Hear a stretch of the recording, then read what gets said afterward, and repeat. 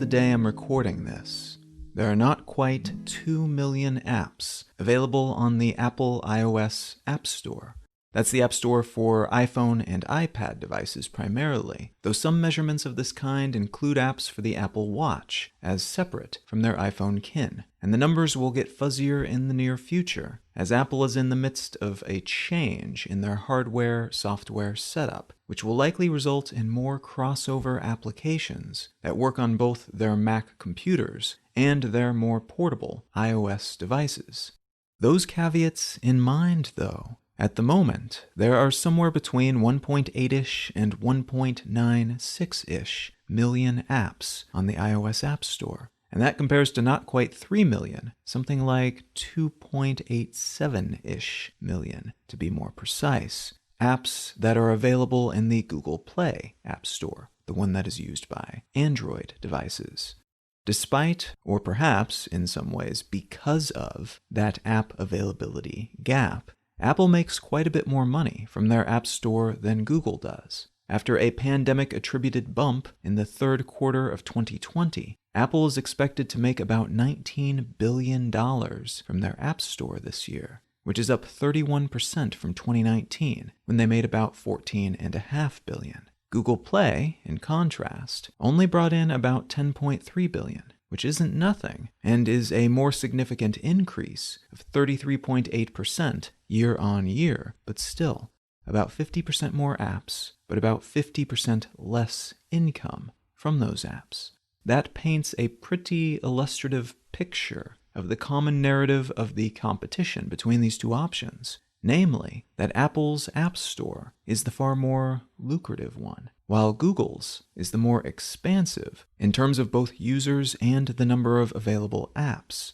but also the less important one in general, in terms of earning money from an app that you might build, at least. Which is interesting, in part because Apple didn't originally intend to allow anyone else to make apps for their devices. Steve Jobs, who was the CEO of the company in 2007 when the first iPhone was released, he didn't want to tarnish Apple's image with second-rate apps made by God knows who, so he encouraged independent developers who wanted to make software for these snazzy new devices to build web applications for the Safari web browser that was baked into iPhones instead. Developers did not like this idea at all, as it would be limiting, but would also put them at a significant disadvantage against Apple's in-house offerings, relegating them to the status of second-class app citizens. And pushback from these developers, and the widespread use of jailbreak software, which were not approved by Apple, but which allowed users of these early iPhones to install unapproved third-party software, led to the release of an official software developer kit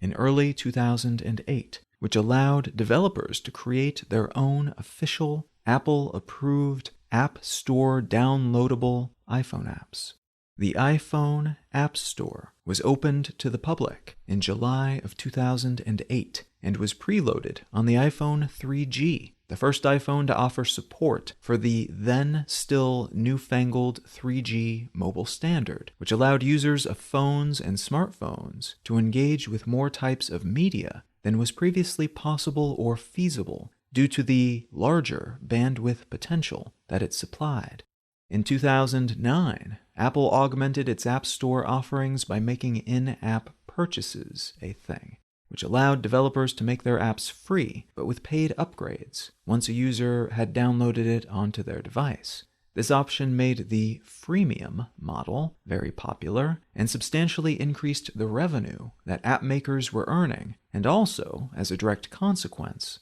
the revenue that Apple was pulling in from these apps.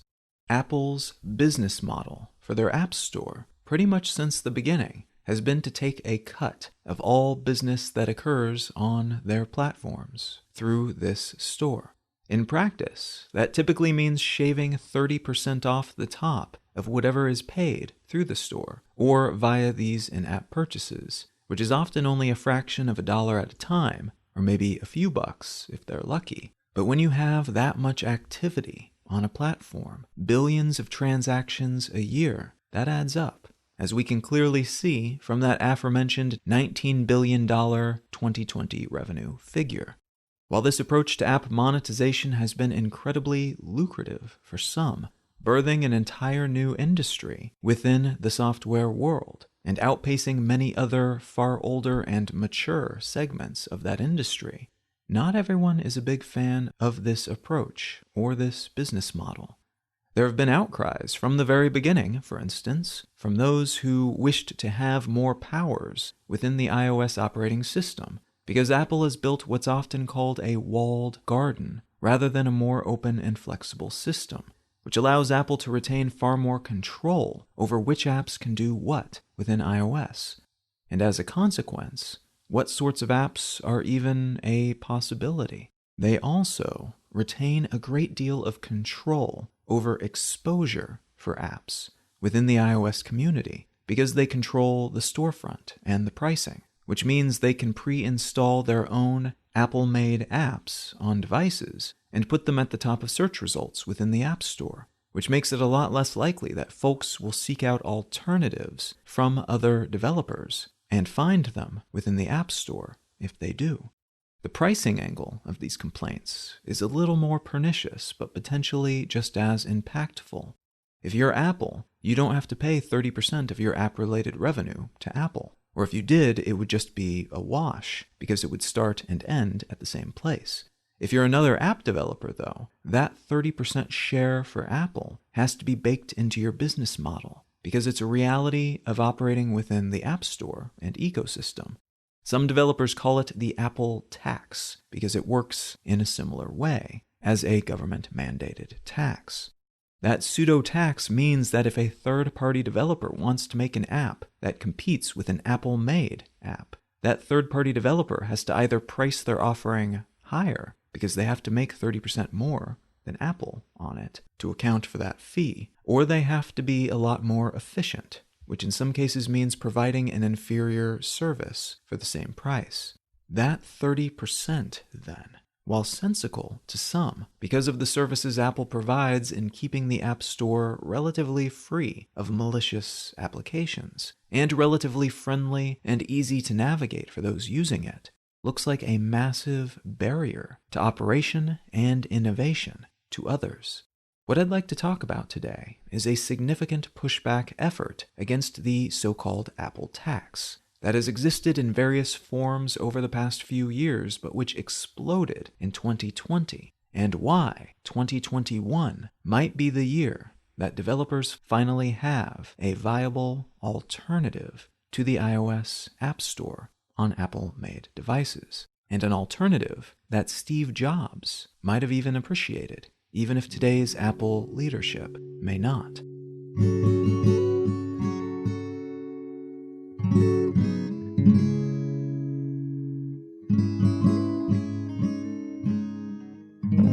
You're listening to Let's Know Things. I'm Colin Wright. Let's Know Things is an independent, listener-supported show. If you're enjoying what you hear, consider becoming a supporter. One of the simpler ways to do so is to become a patron at patreon.com/letsknowthings. Folks who contribute any amount each month receive an additional episode of the show each month, and an ad-free and call-to-action-free version of the show. A great big thanks to everybody who's already helping to support the show in some way, shape, or form, and thanks in advance if you're considering doing so in the future. All right, let's get back to the show.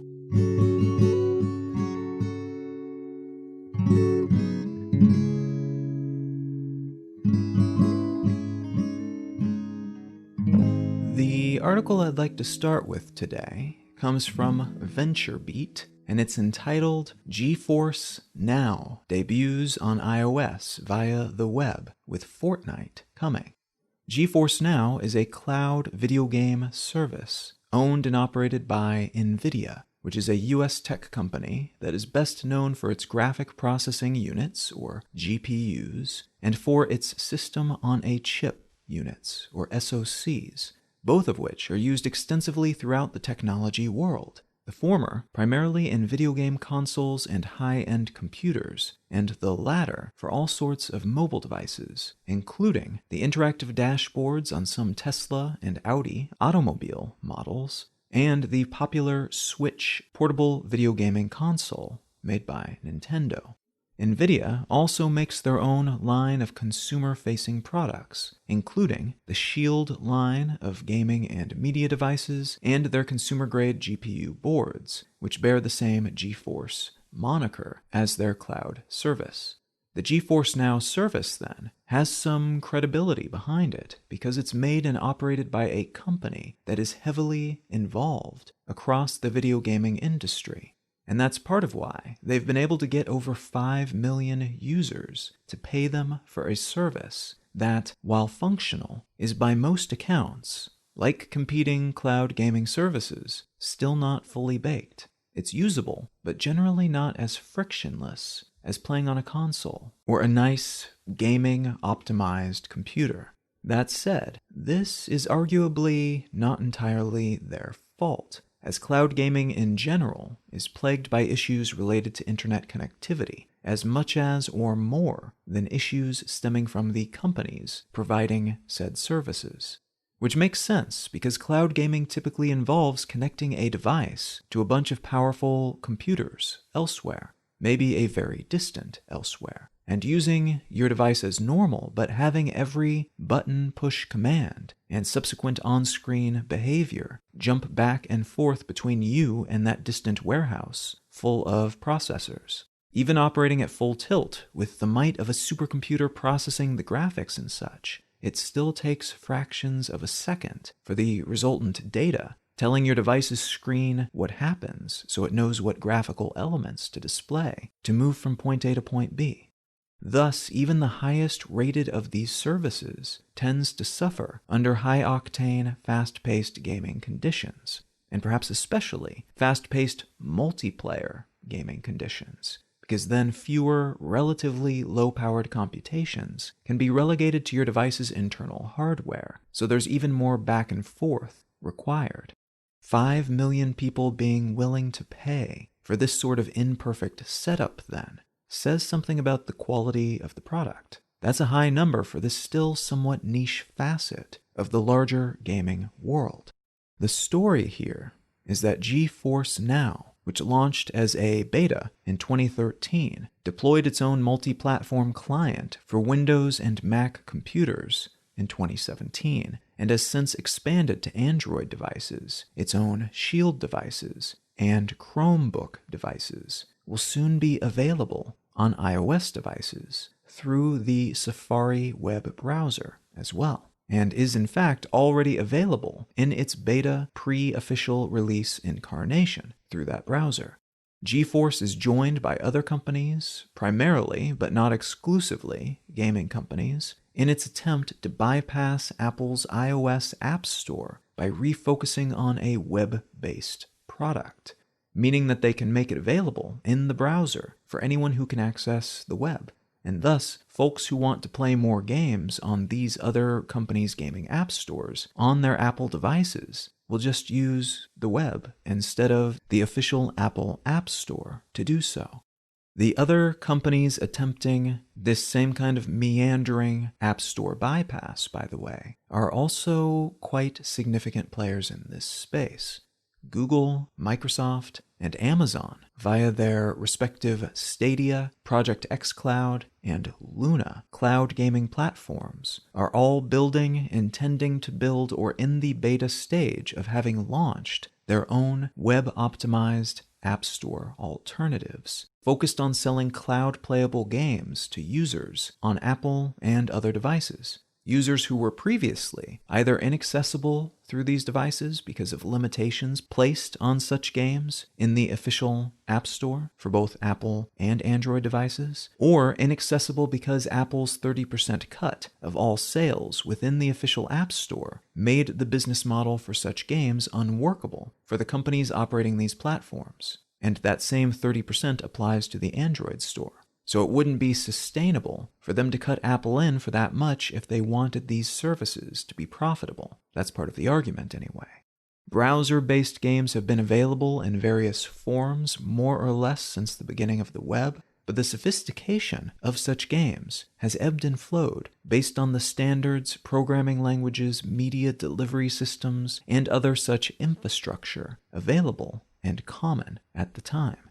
Flash, for instance, sparked something of a renaissance for browser-based games because of the level of interactivity it allowed, but it was also kind of a privacy and security nightmare, and was eventually banished from most browsers after JavaScript and JavaScript-related languages became more powerful and proved themselves more useful for most mobile-based applications, especially those used on smartphones and tablets.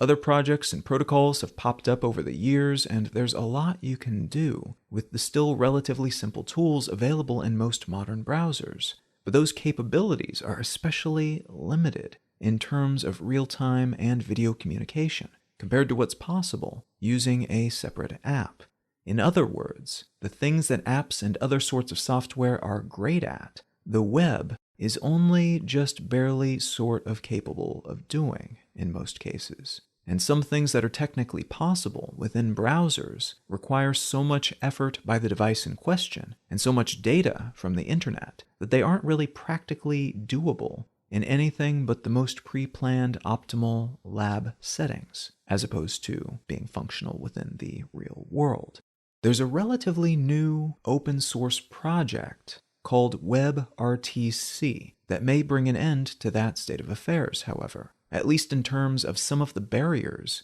developers of games, and especially higher-end games, face when trying to build products for the web. WebRTC, short for Web Real-Time Communication, started out as an open-source project within Google after the company acquired a bundle of patents related to video and audio codecs and transmission techniques. This project was submitted to the IETF and W3C, the Internet Engineering Task Force and World Wide Web Consortium, respectively, as these are two of the organizations that decide which protocols and APIs become baked into future browsers, and how the associated languages and infrastructure change over time as a result.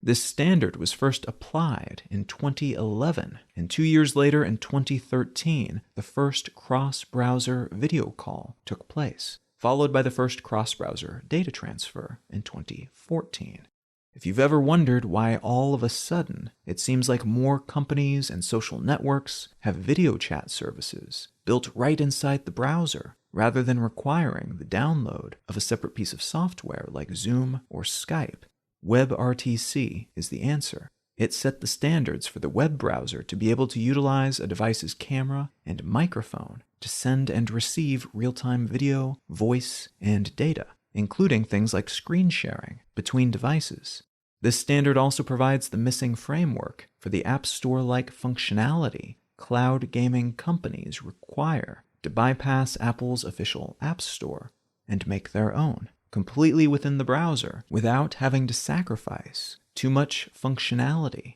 in the trade-off. This is an especially important development at a moment in which Apple has been scuffling with a variety of software companies over their 30% cut of App Store transactions. The gaming company Epic, maker of the incredibly popular Fortnite multiplayer game in particular, has been locked in a standoff with Apple for months, publicly criticizing what they call the Apple tax and going behind Apple's back to update their app, changing the payment setup in such a way that Apple could not stop them from doing it, but in a way that was also against App Store policy. As a consequence, Apple dropped Fortnite from the App Store, and they threatened to do the same with other apps built atop technologies made and licensed by Epic. What the aforementioned VentureBeat article says, then, is that in addition to GeForce Now becoming available to iPhone and iPad users via this asymmetrical web-based method, they would also be bringing Fortnite back to these devices through this mechanism and in such a way that Apple does not get any share of the revenue.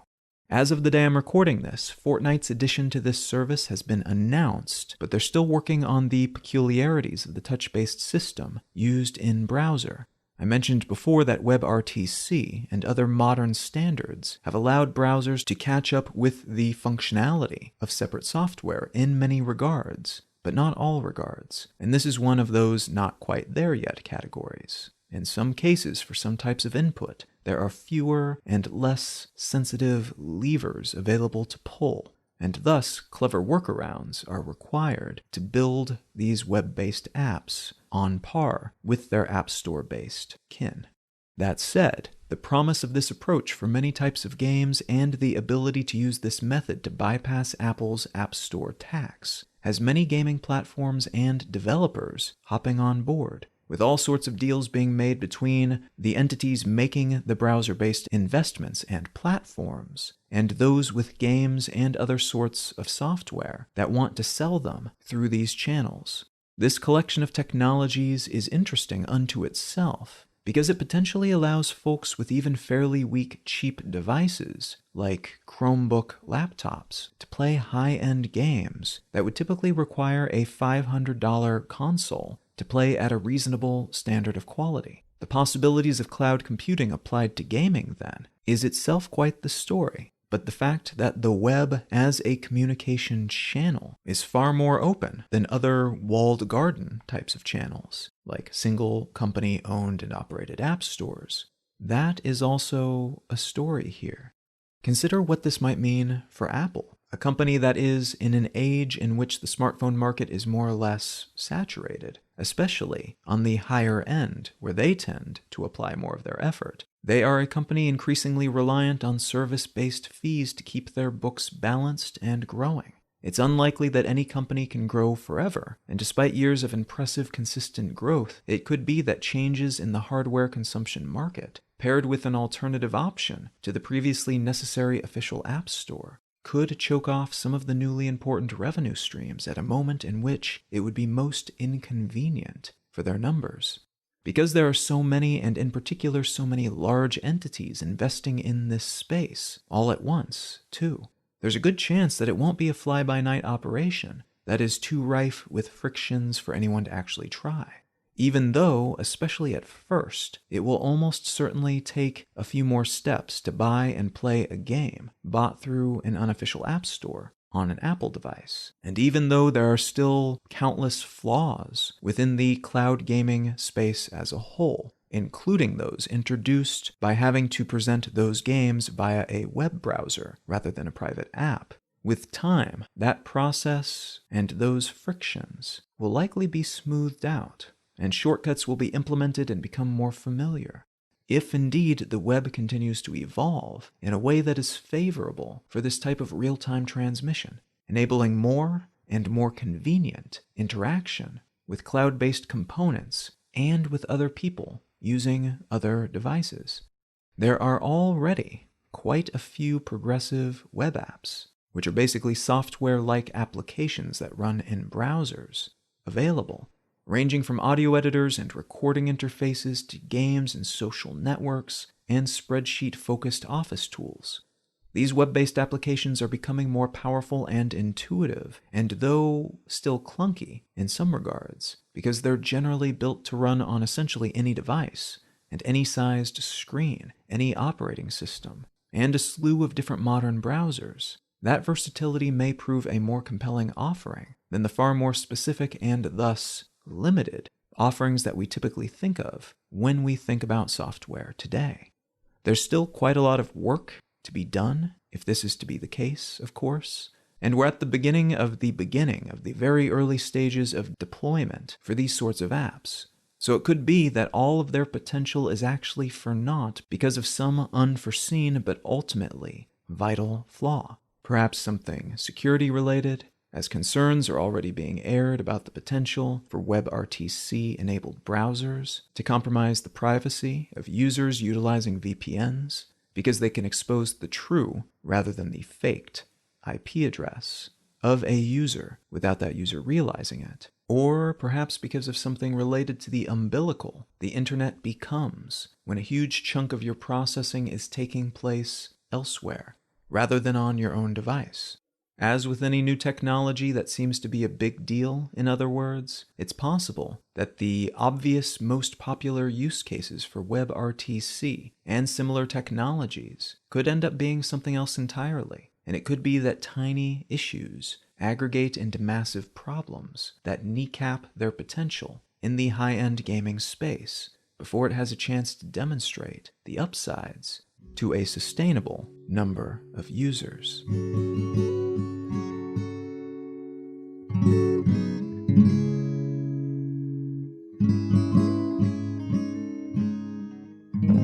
If you're enjoying Let's Know Things, consider becoming a supporter. One of the simpler ways to do that is to become a patron at patreon.com/letsknowthings. Folks who commit to any amount each month receive an additional episode of the show each month, and a call to action and ad-free version of the show. A huge thanks to everybody who's already supporting the show monetarily or non-monetarily, and thanks in advance if you're considering doing so in the future.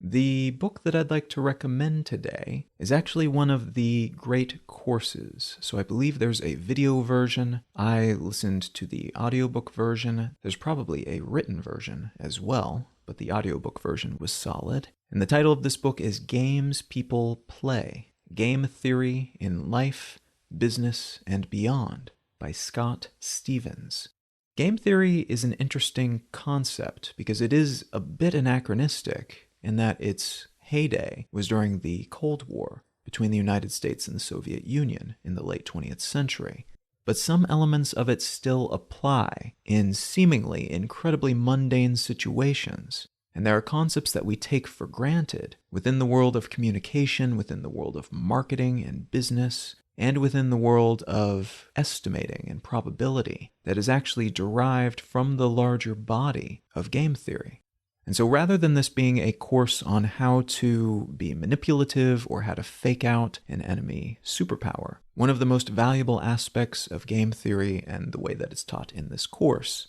to me, is being able to watch for certain types of manipulations in others or coming from entities in our lives, and being able to do better estimation of things like probability, but also ascertaining things like information imbalances and how to deal with that, and how to come to the proper conclusion about how to behave, even when communication is, unfortunately, imperfect. Now, if any of that sounds interesting to you, consider picking up a copy in whatever form of Games People Play: Game Theory in Life, Business, and Beyond by Scott Stevens. You can find out more about me and my work at Colin.io. You can find the show notes and transcript for this episode and every episode of the podcast at letsknowthings.com. You can find my other podcast, Brain Lenses, wherever you get your podcasts or at brainlenses.com. You can subscribe to my new news-centric newsletter at yesterdaysnewsletter.com, and you can find my blog at exilelifestyle.com. Feel free to reach out and say howdy on social media. I'm Colin Wright on Facebook, and at Colin is my name on Twitter and Instagram and such. Thank you so very much for listening. I'm Colin Wright, and I'll talk to you again next week.